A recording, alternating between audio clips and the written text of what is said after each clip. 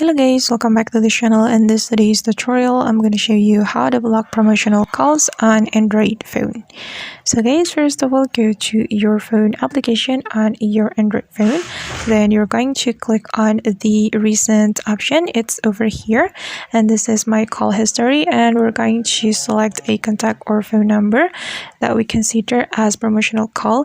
And for example, I'm going to select this contact, so we can tap on this contact like this and tap on this button, and after that you are going to click on the three dots button and simply tap on block contact, and you will get this question. Then click on block.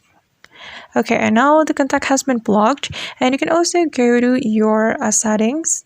So you can click on keypad, then click on this three dots button to make the settings menu appear, and you're going to tap on settings, and on the settings option you can click on block numbers, then click on block spam and scam calls right here, and you have to activate this feature by clicking on this toggle button. Okay, and alright guys, that's how we can block promotional calls on Android phone. I hope this tutorial will be helpful for you. Thank you so much for watching, and see you in the next video.